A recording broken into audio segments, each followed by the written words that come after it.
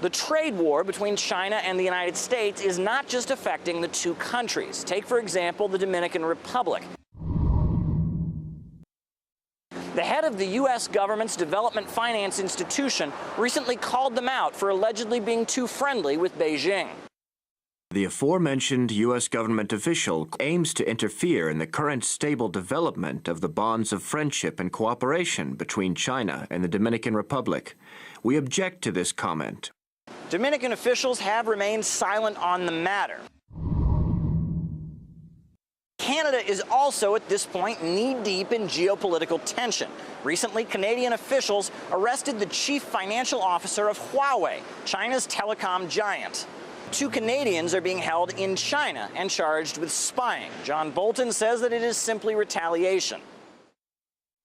China is punishing Canada for upholding its treaty obligations and the rule of law. The US stands with Canada in efforts to secure the release of its citizens unfairly detained in China. But how does the USA stand with Canada? The Prime Minister is certainly not happy with the situation. Anytime the world's 2 largest economies are engaged in what is increasingly look like an acrimonious trade war, there are going to be unintended consequences to the global economy and to other countries like Canada. The U.S. Secretary of State, Mike Pompeo, says that the Philippines is being kicked around and that the USA is with them against those power-hungry Chinese. Our obligations are real, and the South China Sea is certainly part of an important body of water for freedom of navigation.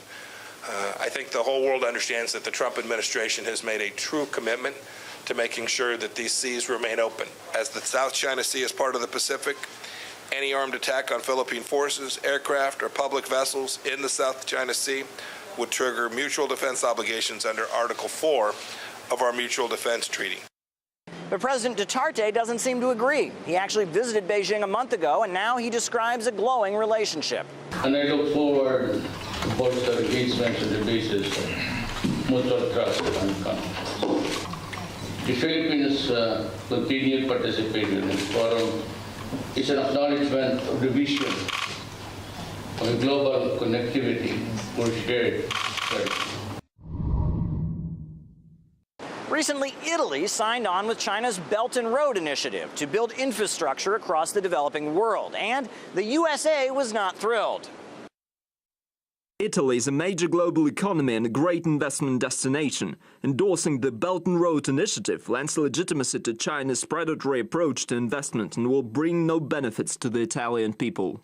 But Italy disregarded U.S. concerns and went all the way in with the Asian Infrastructure Investment Bank. As the clash between China and the United States gets bigger, it's likely to also get messier. Many international observers have got to be asking themselves how many other nations are going to get caught in the crossfire. Unfortunately, most of these countries, the middle powers, smaller countries, they have all become collateral damage in this mismanagement of overall U.S.-China relations and this aggravated trade war. They know that they are dependent on both markets. Countries like the Philippines, Malaysia, Indonesia, Vietnam are not going to pick sides per se. I'm fearful that the U.S. at this point of time is using every avenue possible to place pressure on China. The U.S. is going to be hurt. China is going to be hurt. The Asia-Pacific region, which is one of the most dynamic economic regions, they are all going to be hurt. So there are really no winners per se out here. It's just a question of who loses more.